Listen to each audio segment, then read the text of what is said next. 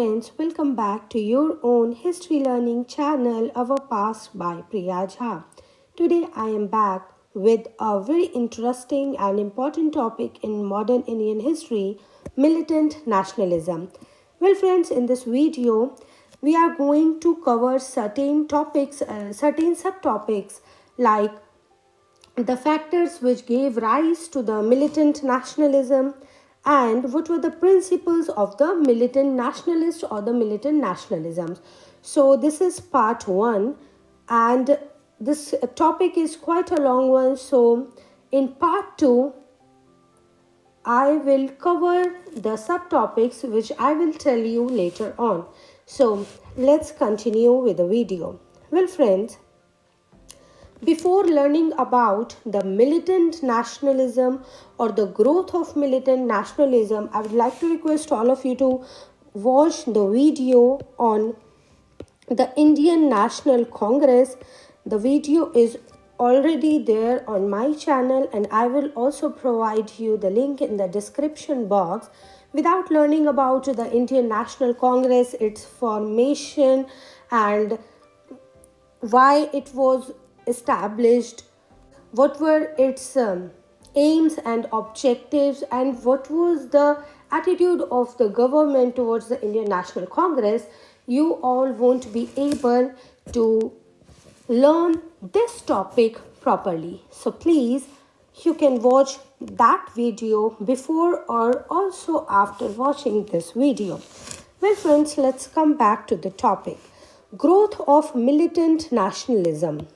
Why the nationalism in the country turned to the militant phase? Well, it started emerging in the year 1890s. Well, we all know that Indian National Congress, the first session of the Indian National Congress was held in the year 1885. Militant nationalism, it started emerging in the 1890s and it took a concrete shape by the year 1905.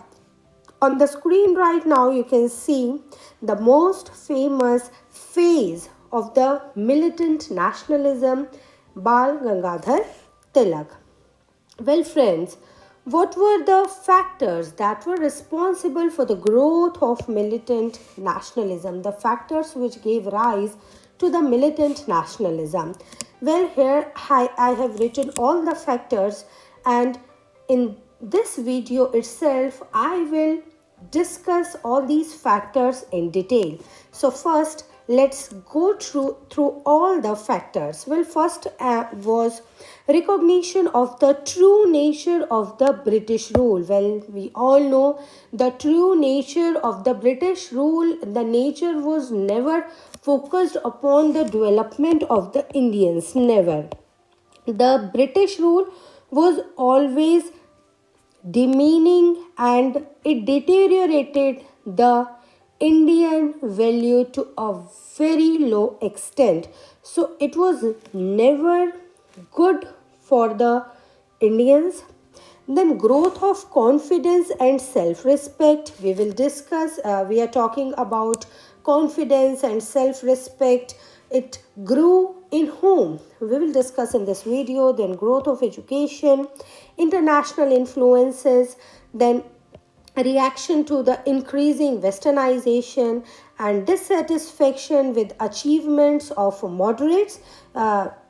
You all must be knowing about the moderates. In case you don't, I again request you all to watch the video about Indian National Congress. I have explained there everything in detail. Then reactionary policies of Curzon. We will discuss about this person Curzon. He was Viceroy of India.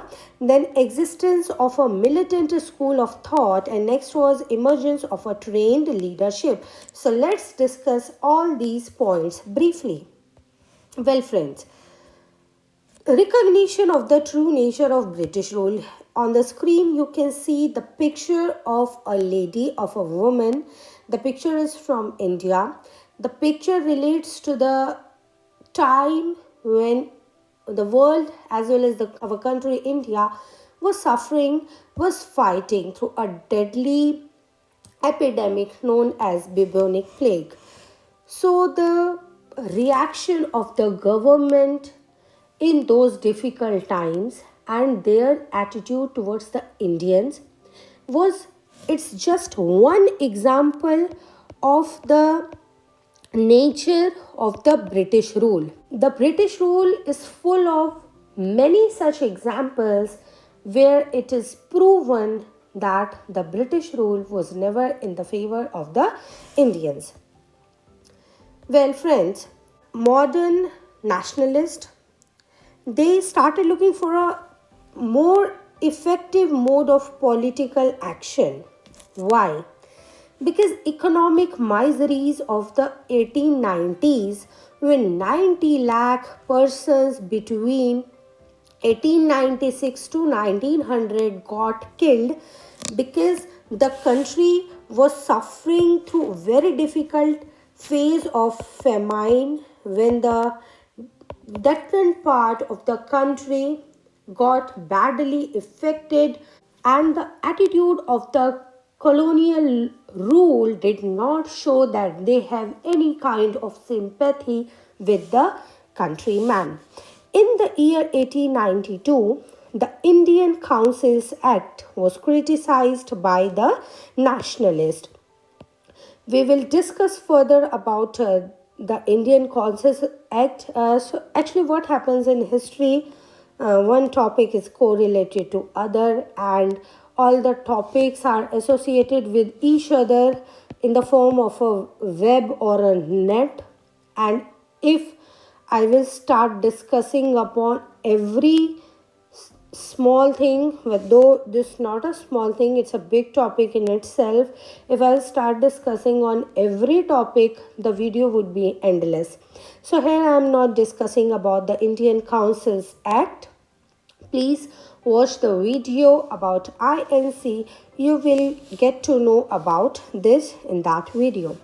The bubonic plague, it affected large areas of the Deccan in the year 1896.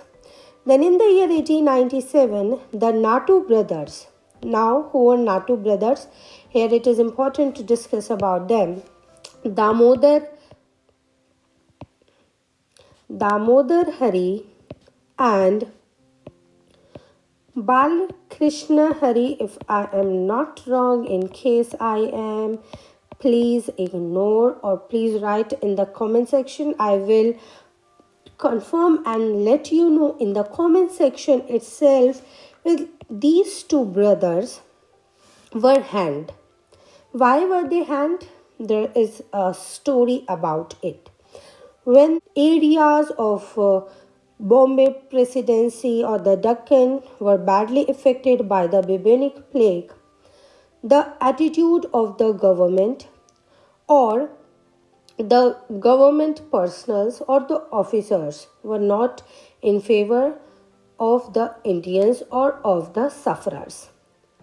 The British government appointed official, he was ICS officer, Indian Civil Services officer, W.C. Rand. W.C. Rand was the official in charge of the government policies or the government steps or whatever the government doing during these difficult times when the country was hit by the bubonic plague. It was often presented to the government, or it was observed that the colonials or the officials were, instead of supporting the Indians, they were vandalizing the property. Their attitude towards the women in the country was not good, and Bal Gangadhar Tilak, in one of his writings, also wrote, he also presented that two Indian women were also raped during those times.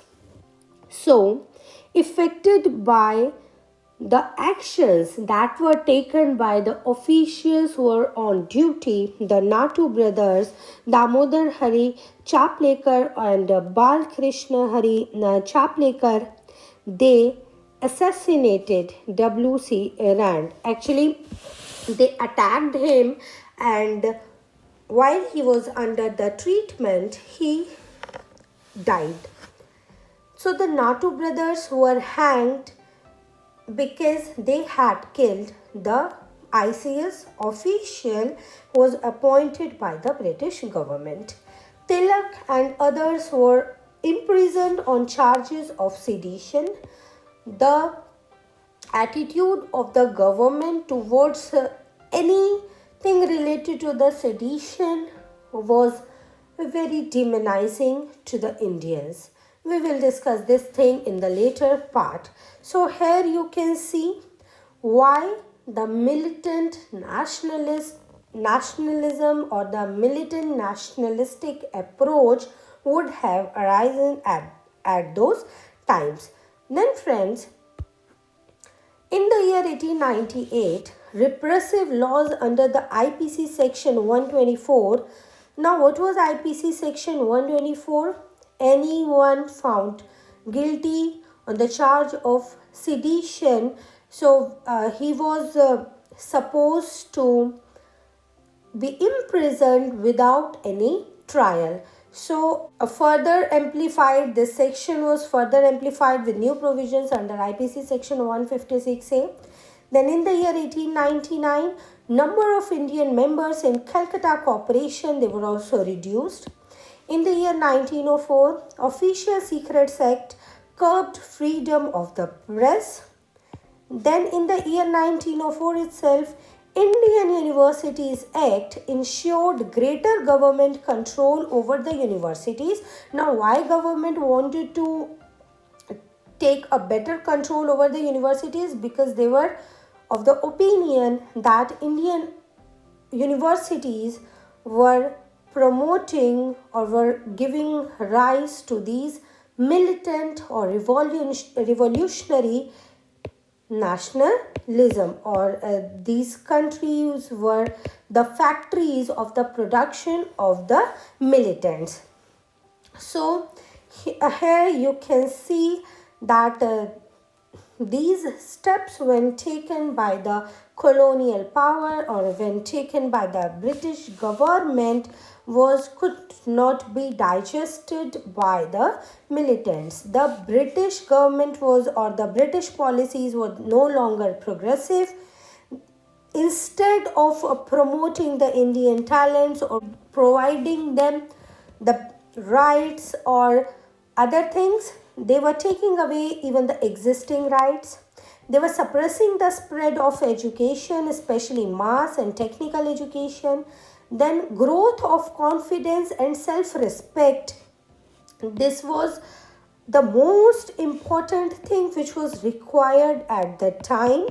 Tilak, Aurobindo and Bipin Chandra Pal urged the nationalists to rely on Indian people because masses were capable of making the immense sacrifices when they would have jumped into the freedom struggle or into the struggle against the colonial rule.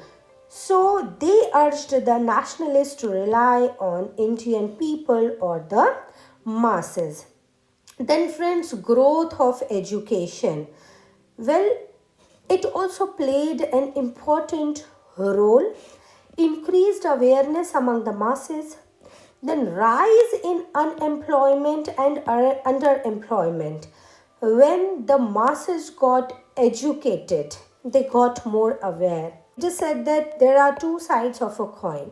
The one side was it helped in increasing awareness among the masses, and at the second front, it was like it gave rise in unemployment and underemployment among the educated. So it drew attention to poverty and the underdeveloped state of the country's economy, and it was observed that company, instead of developing, was degrading day by day, the growth of the country. Well friends, international influences. The international factors were also responsible for the growth of militant nationalism. In 1868, Japan was responsible. Now, how Japan was responsible? The development of Japan, or the industrial revolution in Japan, it showed that Asian countries were also capable of developing, and that too without any foreign help or without any Western help, Western support. So Japan was responsible. The growth of Japan inspired the people in this country. In the year 1896, defeat of the Italian army by Ethiopians, and between 1899 to 1902, Boer Wars, where the British faced reverses. Then in the year 1905, Japan's victory over Russia. These all things inspired the nationalists. Nationalists were inspired by the nationalist movements worldwide that took place in different parts of the world, that is Ireland, Russia, Egypt, Turkey, Persia, and China. So these international factors were also greatly responsible. So friends, now next was the reaction to increasing westernization. New leaders, they painted India's past in brighter colors than the British ideologies had. The reformers like Swami Vivekananda and then Dayanand Saraswati, they also helped a lot in letting the Indians know about the great civilization they had and the development which took place years before in the ancient times or in the medieval times. So they presented brighter colors or brighter side of the India's past, and they supported that Indian ideology was far more progressive as compared to the British ideologies, and they exploded the myth of Western superiority. The next was dissatisfaction with achievements of moderates, the extremists, which are important to be discussed here. The extremists, the INC later on got divided into two branches, the moderates and the extremists, and I will make a separate video upon the differences between the moderates and the extremists. So the extremists were not very much satisfied with the achievement of the moderates. They were the younger elements and they were satisfied with the achievements, and they were strongly critical about peaceful and constitutional agitation and the three P's. What were three P's? They were petition, prayer, and protest. So they never kind of supported these three P's, which was followed by the moderates. So next, friends, Lord Curzon. Now, who was Lord Curzon? He was Viceroy of India between 1899 to 1905. His regressive policies, his attitudes toward the countrymen were also of a great help, because the extremists or the militant nationalists were completely against the person. Let's see what he had done. Well, friends, his reactionary policies included: he refused to recognize India as a nation, insulted Indian nationalists and intelligentsia. He spoke derogatorily of Indian character in general. He showed India like a very backward country who have no sense of standard of living, and the Westerners who are very superior to the Indians. So the Indians must be ruled by them.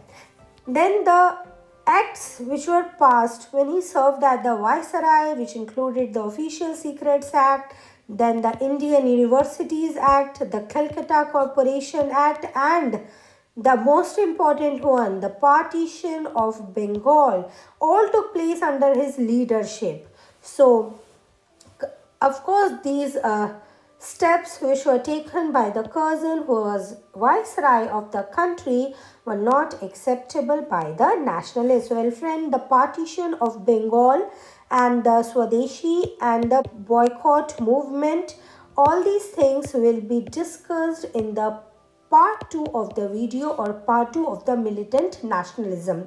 So you all are requested to watch both the parts as well as a video which is separately made on the topic Indian National Congress. After watching all these three videos, you will understand the topic for like ever. Well, friends, on the screen right now, you can see the picture of Bipin Chandra Pal and Lala Lajpat Rai. And in the earlier part of the video, I showed you a picture of Bal Gangadhar Tilak. So these were political triumvirate who were known as Lal, Bal, Pal.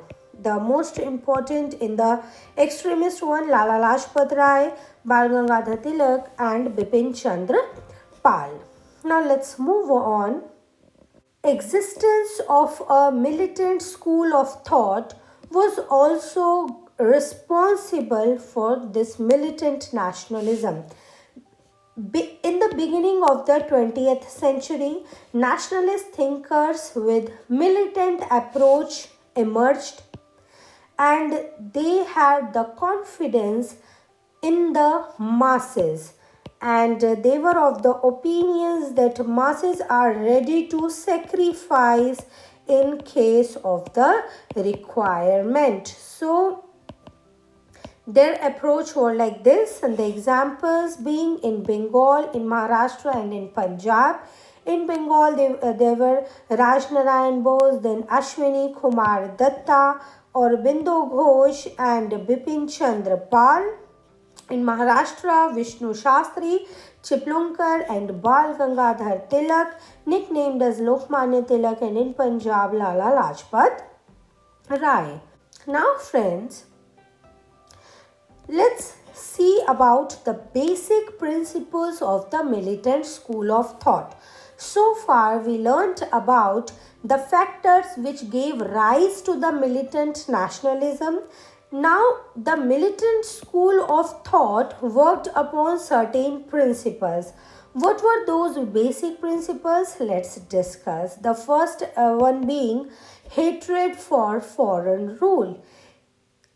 They were of the opinion that Indians should work out their own salvation. For their own salvation, their freedom, they will themselves have to work, and they completely hated the foreign rule.